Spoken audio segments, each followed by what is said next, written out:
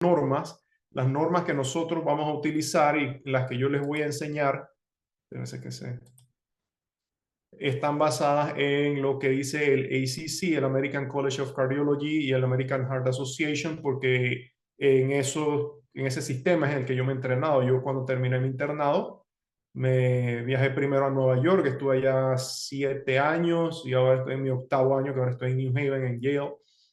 Así que yo me he entrenado bajo el sistema americano y eso es lo que vamos a ver. ¿Cuál es el rol del internista o el rol del médico no cirujano antes de una cirugía no cardíaca? Pues tienen que evaluar el estado clínico del paciente, evaluar si hay problemas cardíacos, si el paciente está optimizado o no y cuál debe ser el manejo de ese paciente. Muy importante comunicarse con anestesiólogos y cirujanos. Y este rol es importantísimo que todos ustedes lo entiendan, inclusive aquellos y sobre todo aquellos que quieran hacer cirugía o quieran tomar especialidades quirúrgicas. ¿Por qué? Porque ustedes tienen que saber qué le van a pedir al consultor y qué el consultor les va a dar de vuelta a ustedes. ¿Sí? El objetivo de una consulta es una pregunta, pero una pregunta dirigida y específica para que ustedes obtengan la respuesta que ustedes necesitan para poder realizar el trabajo o lo que sea que tengan que realizar en favor del paciente. A modo de introducción, en Estados Unidos se realizan 10 millones de cirugías no cardíacas al año. Los efectos adversos cardiovasculares mayores, que en inglés se les dice MACE, ocurren más o menos 3%, esa es la incidencia anual. La mayor parte de ellos son vasculares, torácicos y en cirugía de trasplante. Y en promedio ocurren una de cada 33 hospitalizaciones relacionadas con cirugía no cardíaca. Tomando en cuenta que ha habido una reducción y continúa esta reducción en muertes e infarto al miocardio perioperatorios debido a no tanto a las intervenciones que nosotros, yo soy intervencionista, no a las intervenciones, sino al medicamento, a la medicación. Es importante que conozcan cuáles son los tipos de cirugía de acuerdo al nivel de urgencia. Voy a hacer un breve paréntesis aquí y le pregunto al grupo, al salón, si ustedes están familiarizados con eso, si ustedes han escuchado de eso, los niveles de urgencia de la cirugía.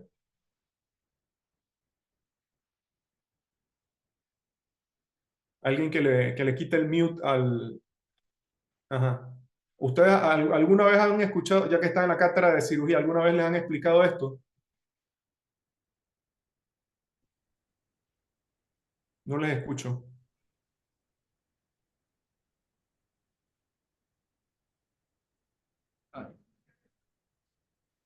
Ahora sí les escucho. Alguien como que hizo señas que no sé si fue que señas que no. No, dijeron que no. Está bien, bueno, qué bueno que yo se los voy a explicar entonces. Miren, la cirugía se divide en 4 tipos en base al nivel de urgencia. ¿Qué significa el nivel de urgencia? Significa qué tan rápido tienen que operar. Una cirugía emergente, para que no confundan eso, porque yo sé que hasta los residentes de cirugía hablan de manera imprecisa. Una cirugía emergente es aquella en la que hay riesgo de perder la vida o perder un órgano o perder un miembro si no se opera en menos de 6 horas. Cirugía urgente, existen los mismos riesgos, pero tienes de 6 a 24 horas para realizar esa cirugía.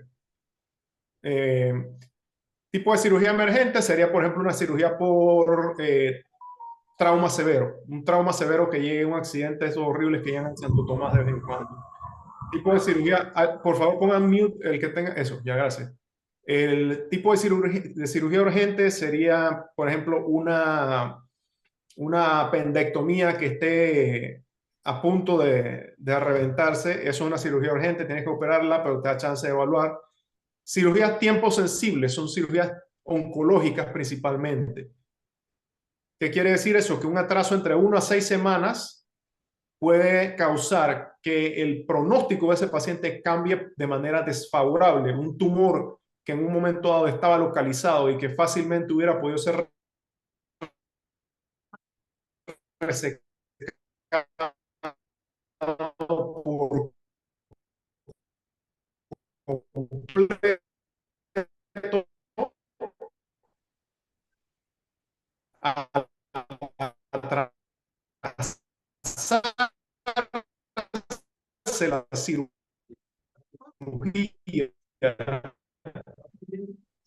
Y miren qué tan breve es, 1 a 6 semanas. Al atrasarse la cirugía, ese tumor puede haber hecho metástasis a ganglios linfáticos. Y la cirugía electiva hacer eso. Que es pregunta, pero quedaron como en el no sé si iban a hacer preguntas. Doctor, disculpe, es que se nos Dígame, cortó por un momento, como los últimos 20 segundos. ¿qué, no es, ¿qué fue el último que escucharon? Lo del tiempo sensible, la cirugía oncológica. La cirugía oncológica. Escucharon que si se atrasan más de 1 a 6 semanas, el curso del paciente puede cambiar porque el tumor puede hacer metástasis. ¿Eso lo escucharon? Sí. Está bien, eso es lo más importante. Y las cirugías electivas son, por ejemplo, cirugías de implante mamario, cirugías plásticas, que eso se puede atrasar hasta 1 año sin que haya ningún cambio en el pronóstico del paciente. Eso es el tipo de cirugía de acuerdo a niveles de urgencia. Yo sé, estas cosas se olvidan, hasta a mí se me olvidan de vez en cuando, pero es bueno tener el concepto en la cabeza para poder comunicarnos de manera eficaz con el resto del equipo médico, el equipo de atención. De acuerdo al riesgo cardiovascular, nosotros utilizamos herramientas estandarizadas que ahora las vamos a ver, pero de acuerdo al manejo por el ACC y el AHA y el manejo actual, solamente a un paciente se le clasifica en base a 2 tipos de riesgo. O el paciente es de bajo riesgo, donde dice MACE, eso significa Major Adverse Cardiovascular Events, que quiere decir efectos adversos cardiovasculares mayores. Menos de 1% es un paciente de bajo riesgo. 1% o más es un paciente de alto riesgo. No existe riesgo intermedio, aunque apegándonos a los lineamientos, a las guías, solamente existen esos 2 tipos de pacientes. Ahora, la evaluación cardíaca preoperatoria, ¿en qué consiste? Pues es básicamente una evaluación como la que se le realizan a todo paciente y como la que ustedes se van a acostumbrar a hacer de manera rutinaria. La historia clínica dirigida, el examen físico dirigido también.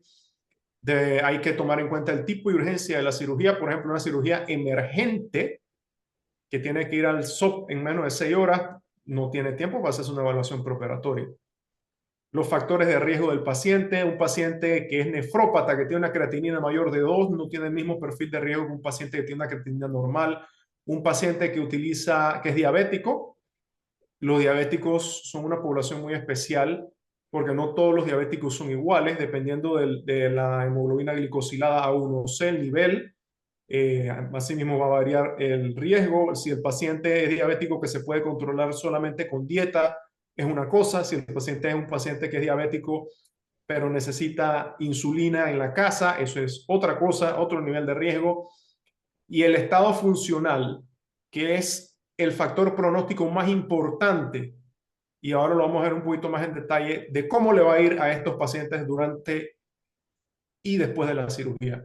Y otras pruebas cardíacas que también las vamos a ver con mayor detenimiento.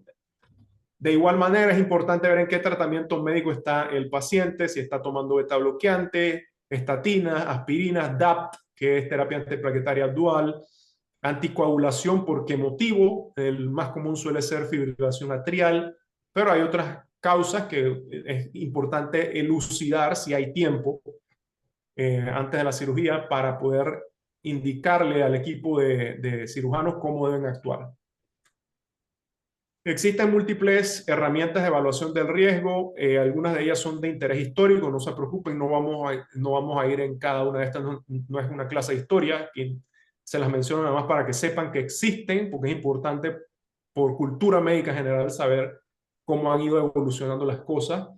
La primera que existió fue la de los criterios de Goldman, que fue clásica, publicada en el 77. Luego surgió el RCRI, que es la que nosotros usamos a menudo, casi siempre, y que está incluida en primer lugar, en las guías del ACC y el AHA, y fue publicada por primera vez en el 99. Está las guías del American College of Surgery, y las guías de Gupta o Maika, que ahora las vamos a ver con un poquito más de detenimiento. Esto solamente es el abstract para que ustedes vean, si a alguno de ustedes les interesa la medicina académica, pues esto es para que ustedes vean cualquiera de ustedes. Si deciden seguir medicina académica, pueden terminar publicando cosas así históricas que por décadas después, la gente se va a estar recordando de ustedes y refiriéndose a ustedes. Estos son los criterios de Goldman cuando fueron publicados en el New England Journal of Medicine en el 77. Y básicamente consistían de una serie, si ven en el lado izquierdo ven una serie de hallazgos clínicos. Estudio de gabinete solamente hay electro. Entonces, en base a estos hallazgos clínicos se asignaban un número de puntaje. En base a ese puntaje, al total se iban clasificando los pacientes en distintas clases del 1 al 4 y a medida que aumentaba la clase del paciente, mayor era el riesgo de muerte. Entonces, esta fue la primera herramienta que nosotros dispusimos. Ya eso no se usa, pero es bueno saber que existió y de dónde vienen las cosas que tenemos ahora. Estos son los criterios del Lee, el RCRI, fue publicado en Circulation en el 99. Y este también utiliza factores de riesgo. Toma en cuenta el tipo de cirugía. El tipo de cirugía lo vamos a ver ahora. La cirugía también se considera de bajo riesgo y de alto riesgo dentro de un espectro. Toma en cuenta si el paciente está en isquemia cardíaca, si ha sufrido de infarto, si está teniendo un infarto, si tiene historia de prueba de esfuerzo normal, entre otras cosas. Historia de falla cardíaca, que también es importantísimo. La falla cardíaca, sobre todo si está descompensada. Historia de enfermedad cerebrovascular, de stroke, ictus, como le decimos en Panamá. El tratamiento con insulina, que les había mencionado. Y la creatinina mayor de 2, que es un factor de riesgo independiente.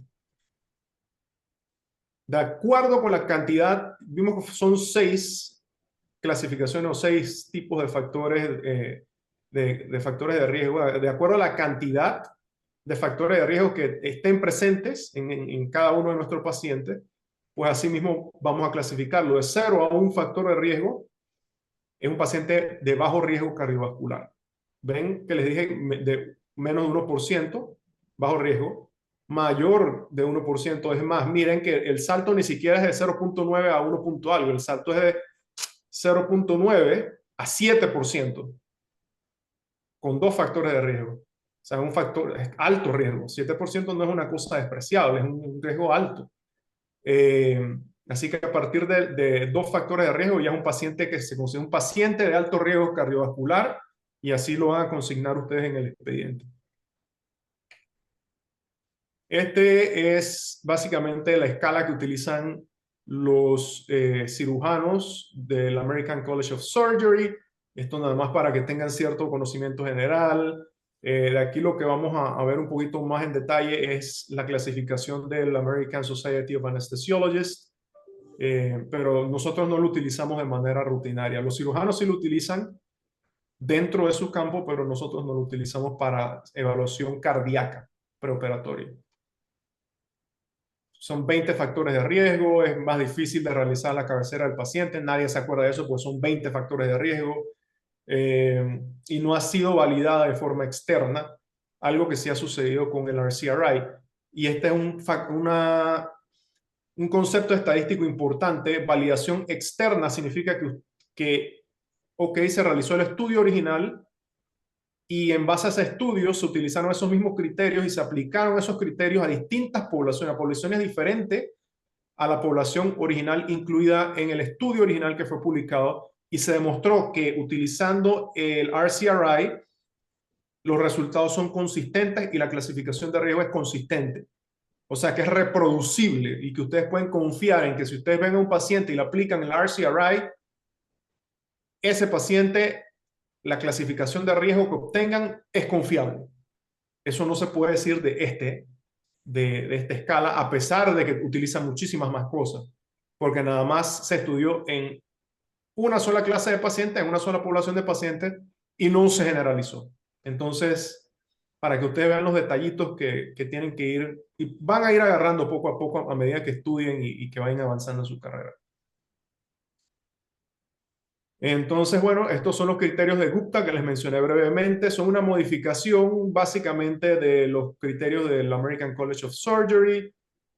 Utiliza modelo estadístico para calcular el riesgo.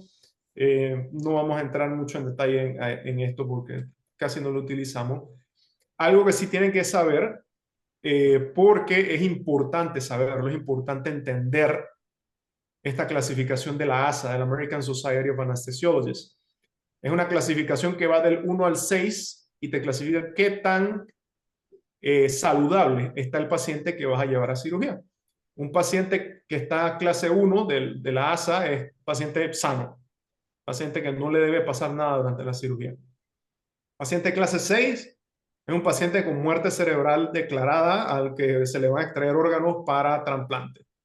Básicamente van a cosechar órganos, así se le dice.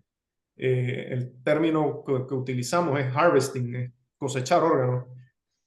Y en el medio, la mayor parte de los pacientes que ustedes van a ver son pacientes que están, si son cirugías ambulatorias, van a estar en clasificación 2-3. Si son cirugías que el paciente terminó hospitalizado, la clasificación ASA casi siempre va a ser 4. Si el paciente está en clase 5, pues, ahí no se recomienda, a menos que sea que quieran hacer un esfuerzo heroico y que la familia esté de acuerdo. Un paciente moribundo que no se espera que sobreviva a la cirugía, pues ¿para qué lo van a llevar? ¿Para qué van a acelerar algo que la naturaleza pues ya ha determinado cuál va a ser el curso? Y estas son las famosas guías de evaluación preparatoria del ACC y del AHA. Por cierto, el ACC es bastante pronto, es ahora en abril. El que pueda asistir lo invito, yo voy a estar ahí. Van a estar algunos otros panameños también que son parte de mi equipo de investigación. Esta es la clasificación según niveles de evidencia. Ahorita mismo por cuestiones de tiempo no voy a explicárselas con el detalle que me gustaría porque sé que tienen clase más adelante, pero se las voy a dejar. Y vamos entonces a las recomendaciones de las guías del ACC, del AHA. ¿Cómo se debe calcular el riesgo para ver la morbilidad cardíaca perioperatoria? Pues básicamente lo que dicen las guías es que se tiene que utilizar una herramienta que haya sido validada para calcular riesgo. ¿Y cuál es la herramienta más común y más fácil de usar? Porque muchachos, créanme,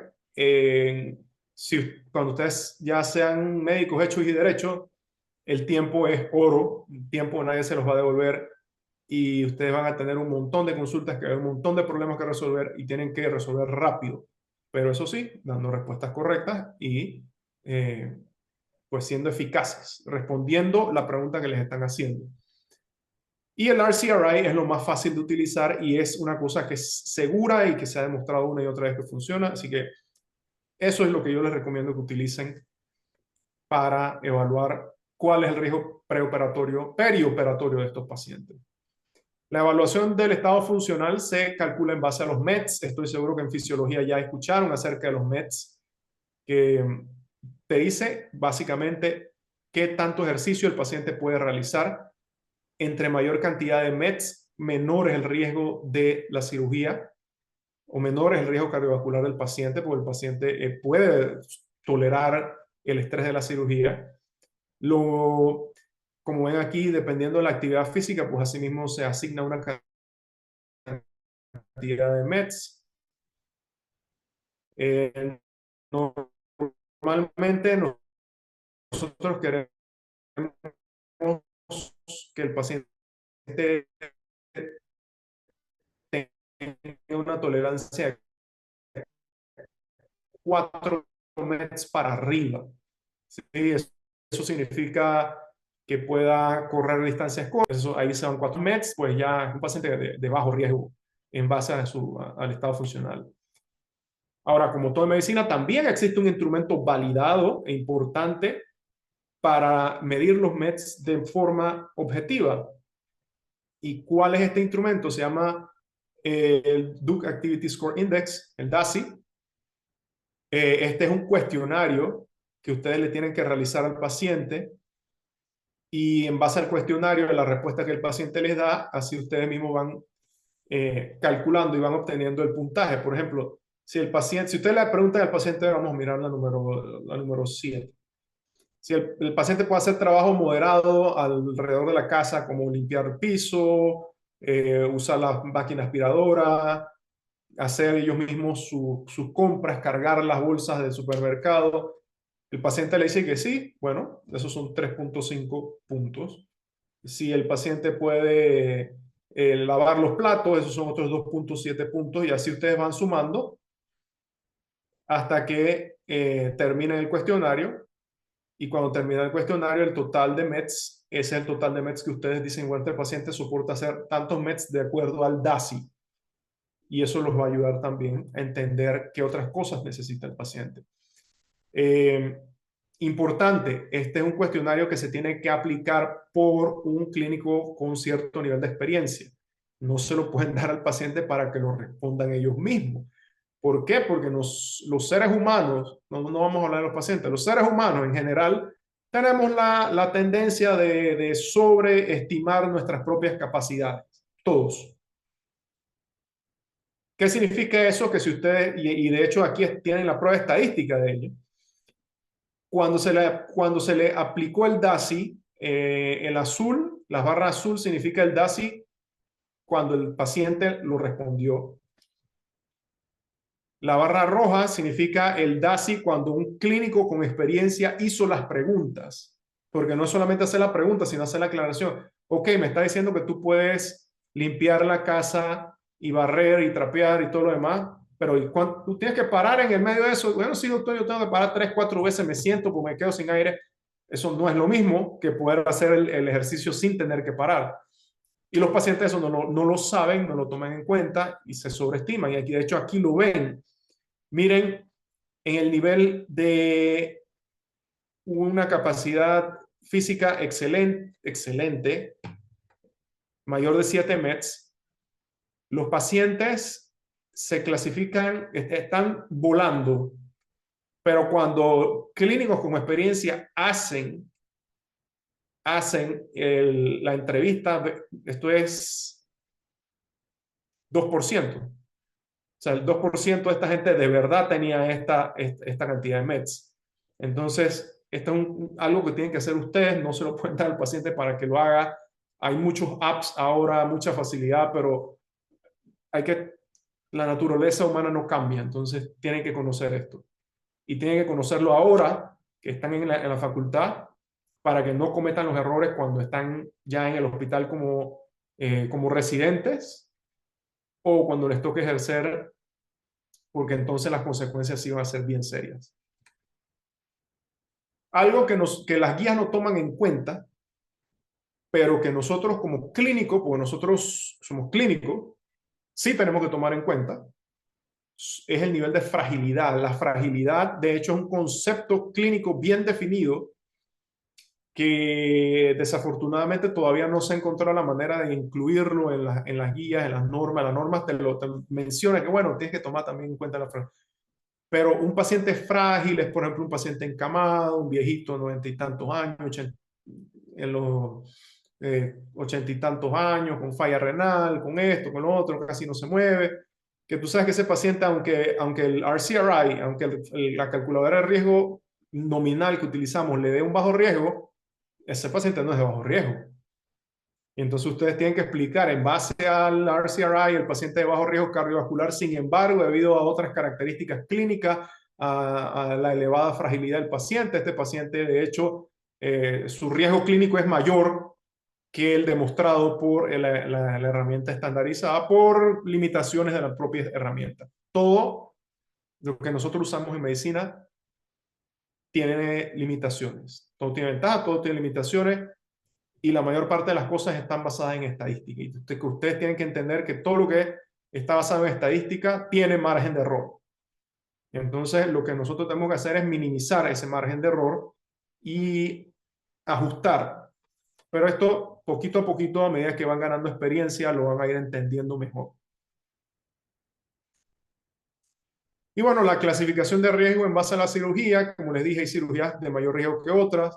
Las cirugías de menor riesgo, pues son las cirugías oftalmológicas, cirugías dermatológicas, las cirugías ortopédicas. Sorprendentemente, a pesar de lo cruentas que son esas cirugías, no sé si alguno de ustedes ha asistido a una desarticulación. Hay pocas cirugías tan cruentas como una desarticulación. Son consideradas de bajo riesgo cardiovascular. Bajo riesgo cardiovascular.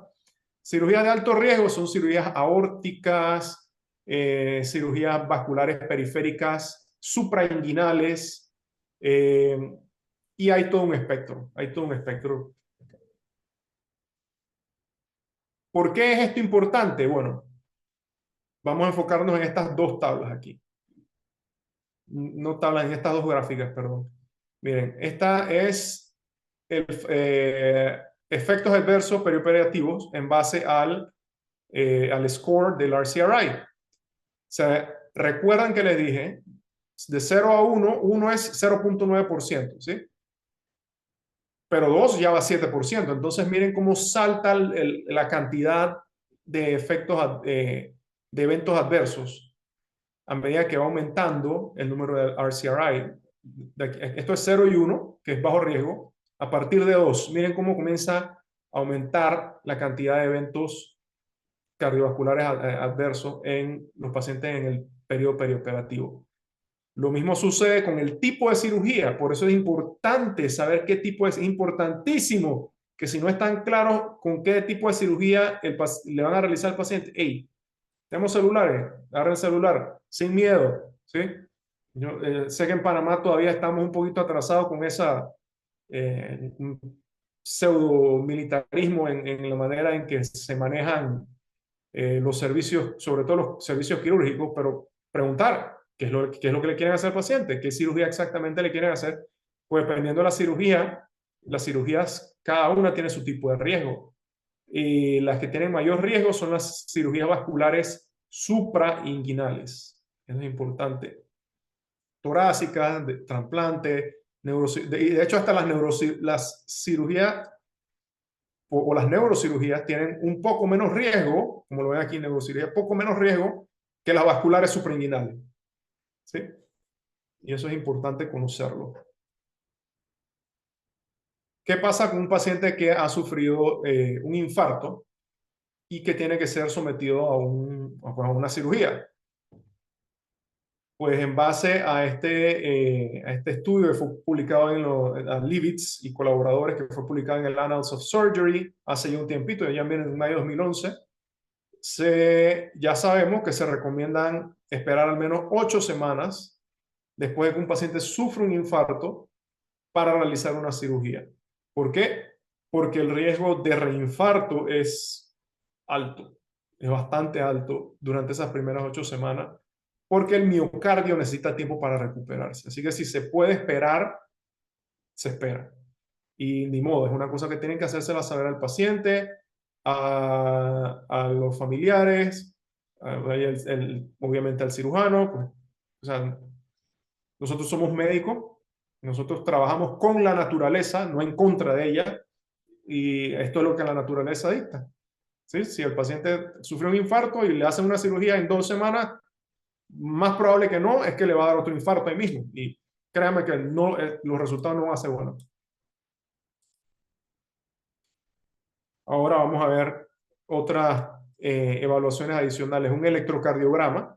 Pues un electrocardiograma tiene una clase de recomendación 2A, 2B, quiere decir que es razonable.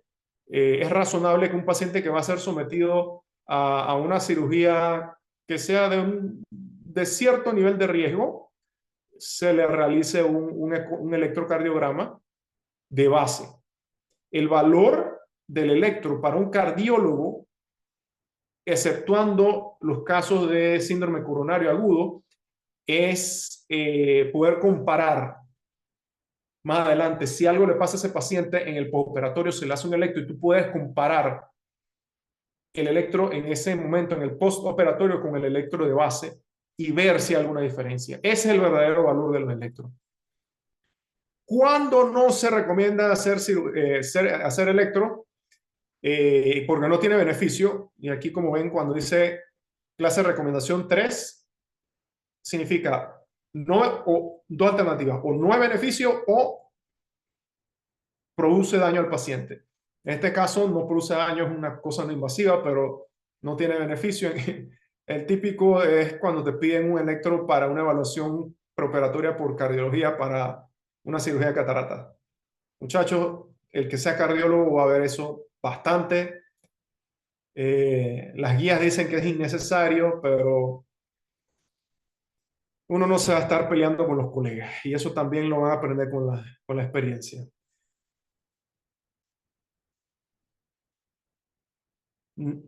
Ahora, vigilancia de los infartos perioperatorios. ¿Cuándo se recomienda utilizar un electro postoperatorio o cuándo se recomienda medir enzimas cardíacas? Y cuando digo enzimas cardíacas me refiero a troponina, que es lo que ya se utiliza, ya eso CKMB, ya eso no se usa, ¿sí? Utilizamos troponina. Se utilizan y se recomiendan con una clase de recomendación 1 y un nivel de evidencia A, que es lo más fuerte que puede existir, si el paciente se les comienza a quejar de síntomas que suenan a síndrome coronario agudo, dolor en el pecho, sensación de palpitaciones, presión en el pecho, falta de aire, cualquier cosa que ustedes sospechen que el paciente puede estar desarrollando un síndrome coronario agudo, un infarto, pues en ese momento, electro y troponina. Si no tienen eso, la utilidad de realizar mediciones de troponina es cuestionable. Y ahora vamos a ver más adelante, cuando les toque un poquito cerca de otras guías, van a ver por qué. La evaluación de la función del ventrículo izquierdo con un ecocardiograma, eso es razonable solamente en 2 ocasiones, cuando el paciente tiene disnea de origen desconocido. ¿Y por qué es razonable en ese momento? Porque dentro del algoritmo de tratamiento que usamos los cardiólogos, de tratamiento para disnea de origen desconocido, el primer punto es disnea de origen desconocido, el primer punto es haga un eco.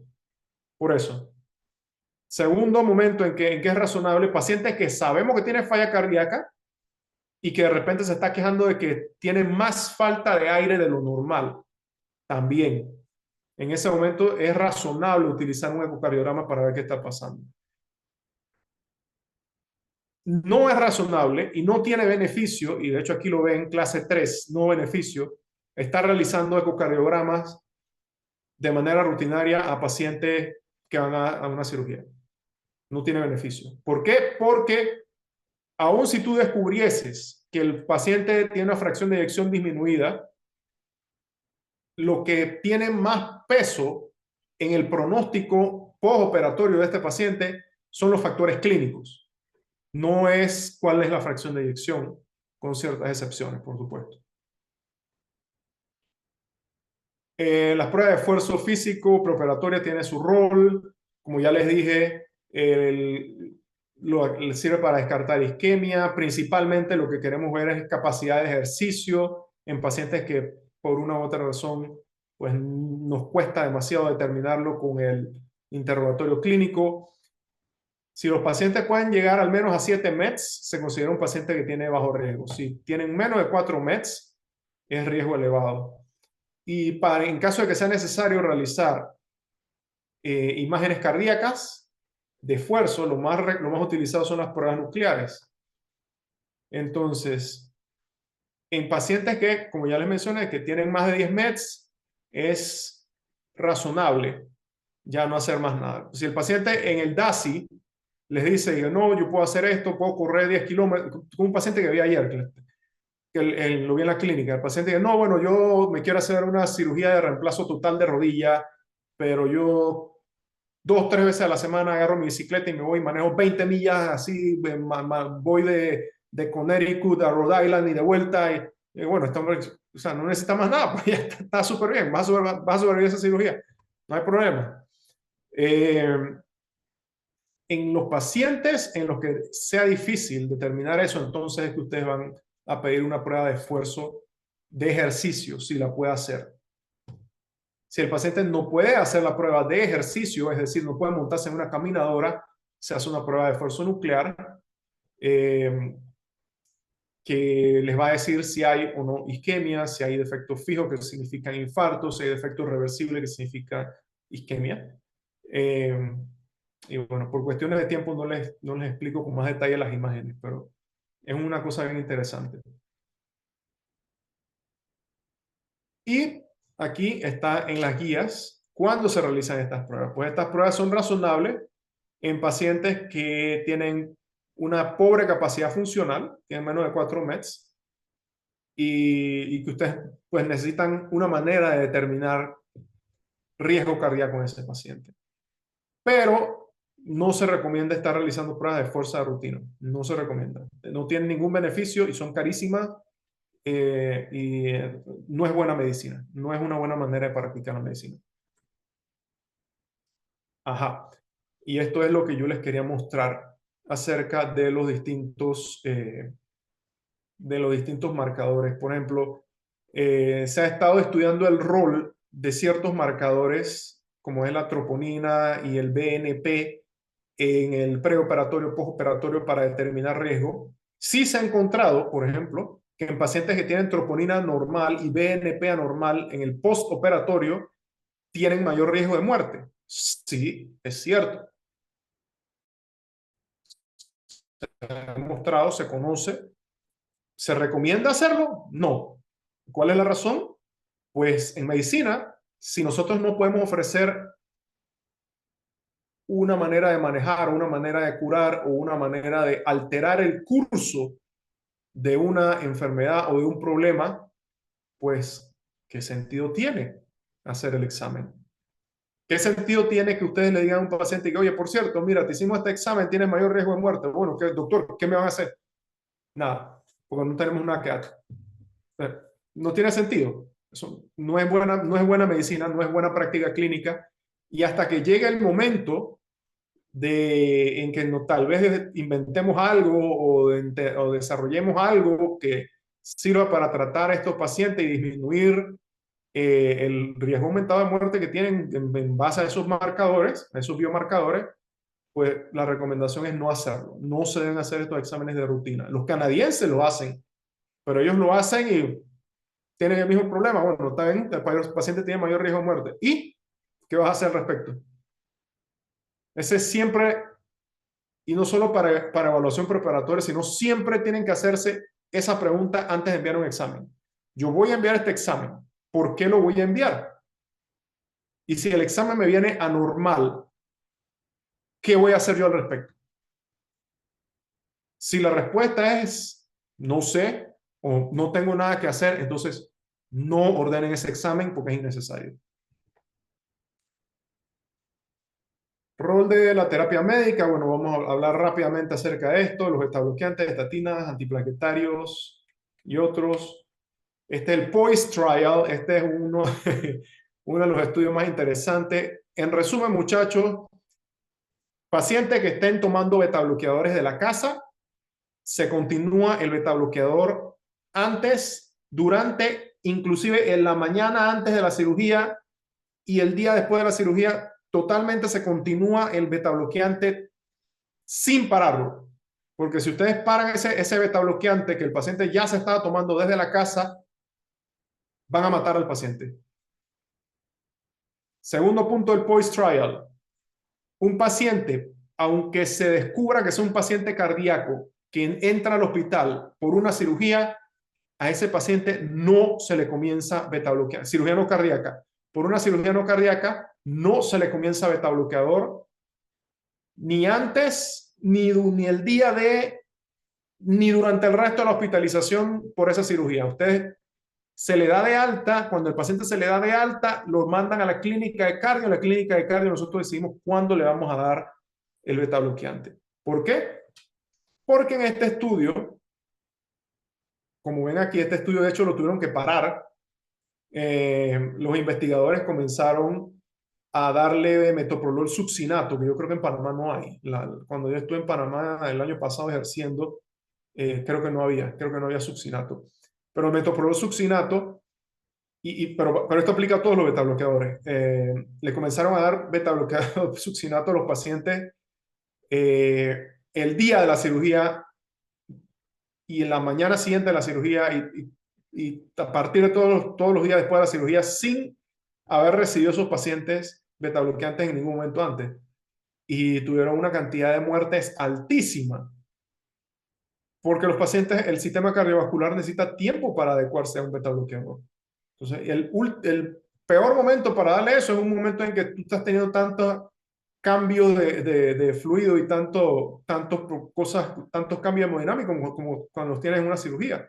Entonces, eso no se hace y el que le diga de que no, vamos a comenzar el betabloqueador, no sabe lo que está hablando. Un betabloqueador jamás se comienza en una cirugía no cardíaca, conste, no estoy hablando bypass coronario, no estoy hablando cambio de válvula, estoy hablando cirugía no cardíaca. Jamás se comienza ni en los días antes, ni el día de, ni los días después. Eso se comienza afuera, lo mandan a la clínica, en la clínica que le comiencen eso. Y bueno, esto es básicamente lo que ya yo les dije. Y si ven aquí, clase de recomendación 3, daño. La terapia beta-bloqueante no debe ser iniciada el día de la cirugía, ni los días antes, ni los cuantos días después. ¿Sí? Dejen eso para la clínica de cardio. Las estatinas, pues, en resumen, las estatinas, ¿cuándo las pueden recomendar o cuándo las pueden dar? Si el paciente estaba tomando estatinas en la casa, que las continúe en la casa, igual que los beta-bloqueadores. Si el paciente está en beta-bloqueador en la casa, los continúa, porque si se los quitan, los matan, a menos que sean por cuestiones muy específicas, que para eso necesitan un cardiólogo que les diga. Si el paciente tiene una indicación para utilizar estatina y no la estaba tomando, se la pueden dar, pues las estatinas son seguras y ya, no hay ningún problema. Los IECA y ARA2, pues hay momentos en que eso los pueden parar. Hay personas que les gusta pararlo por si acaso el paciente hace hipotensión durante la cirugía. Eso no importa, en verdad. Los ARA2 ustedes los pueden parar, los IECA los pueden parar, esperar que el paciente salga de la cirugía, ver que la volemia esté bien, que la creatinina y los riñones, la función renal estén bien. Cuando ya haya pasado del momento agudo, los reinicien. Con los IECA y los ARA2 son bastante benignos, no hay ningún problema. ¿Qué pacientes necesitan ser evaluados operatoriamente por cardio? No todos los pacientes necesitan evaluación por cardio, ¿sí? Puede que necesiten evaluación por medicina interna, pero no todos necesitan evaluación por cardio. Los pacientes que obligatoriamente tienen que ver son aquellos pacientes que tengan falla cardíaca, ya sea estable o descompensada. Síndrome coronario agudo, pues por supuesto, porque tienen que resolver el síndrome coronario agudo primero. Pacientes con historia de arritmias, sobre todo arritmias ventriculares, y en aquellos pacientes con enfermedad valvular severa. ¿Cuáles son las enfermedades valvulares severas que nosotros nos estamos refiriendo aquí? Estenosis aórtica severa, estenosis mitral. Las enfermedad valvular por regurgitación, sí, también se pueden llamar, pero usualmente los pacientes con regurgitación toleran, sobre todo con regurgitación aórtica, ellos toleran la anestesia bastante bien. El manejo de pacientes con falla cardíaca se debe optimizar. En pacientes que tienen HFrEF, que es falla cardíaca con fracción de eyección reducida, con una fracción de eyección menor de 40-35%. Y cuando van a ver, las guías varían un poquito. Algunos dicen 35, otros dicen 40. ¿Por qué? Porque es que algunos estudios de algunas drogas decidieron que HFrEF era menos de 40. Algunos otros estudios de otras drogas decidieron que era menos de 35. Y al final, nadie está completamente de acuerdo, pero este es un rango, 35-40.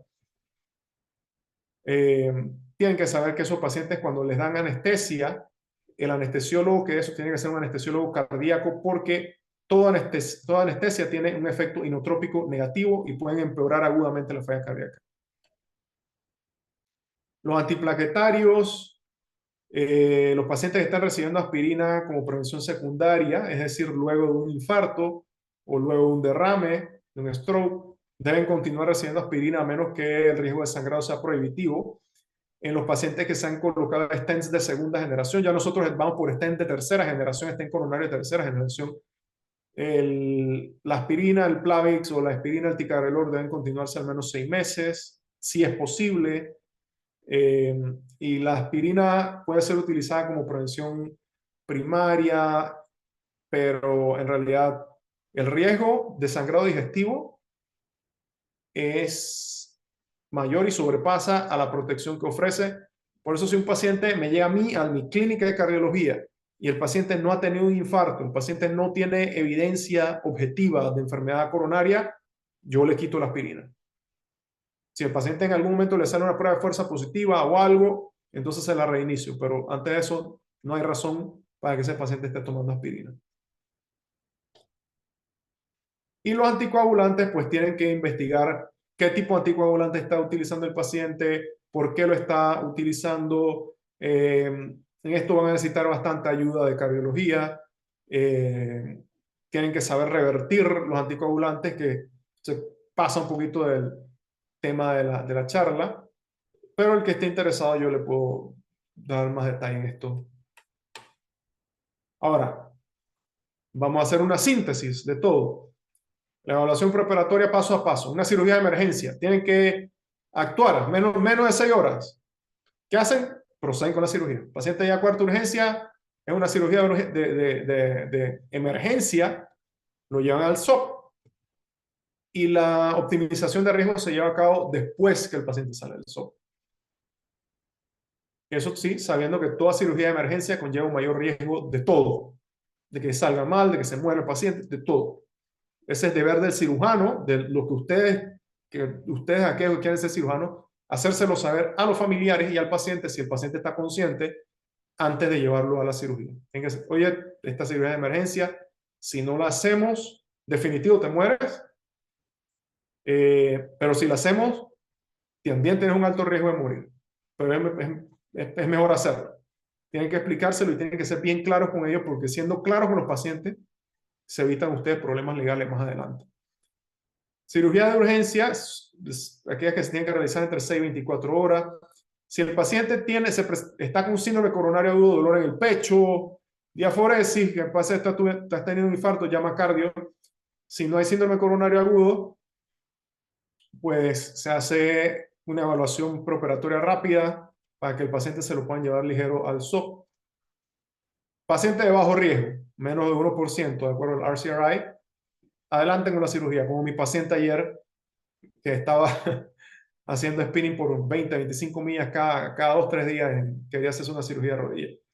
Pacientes de alto riesgo, más de 1%, tienen que evaluar los METs utilizando el DASI. Si no pueden pues, determinar el estado funcional, tienen que hacer una prueba de esfuerzo con la caminadora. Si no puede con la caminadora, entonces una prueba de esfuerzo nuclear. Y circunstancias especiales es que, bueno, si hay paciente de falla cardíaca, si el paciente está quejándose de falta de aire nueva, pues ahí entonces ustedes van utilizando las herramientas que sean necesarias. Este es mi hospital actual, Yale New Haven Hospital. Espero que les haya gustado la charla, que hayan aprendido. Y terminamos justo a tiempo. ¿Preguntas?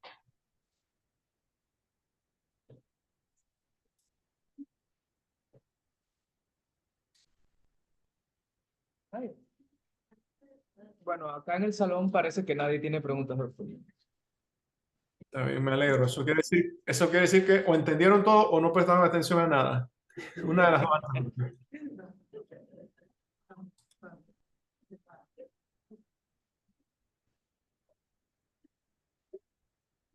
De los otros asistentes, ¿alguien tiene alguna pregunta?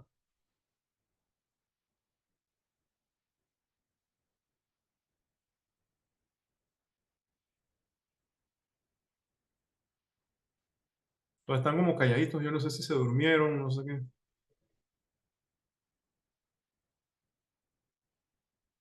Bueno, si nadie tiene ninguna pregunta, muchas gracias por su atención. Les deseo el mayor de los éxitos en su carrera. Es una carrera muy noble, la que han elegido, la que hemos elegido. Cualquier cosa estoy a la orden. El doctor Victoria sabe cómo, él tiene mi información de contacto. Si a alguno de ustedes les interesa estudiar afuera y yo les puedo dar uno que otro consejo, pues a la orden. Eh, no se subestimen.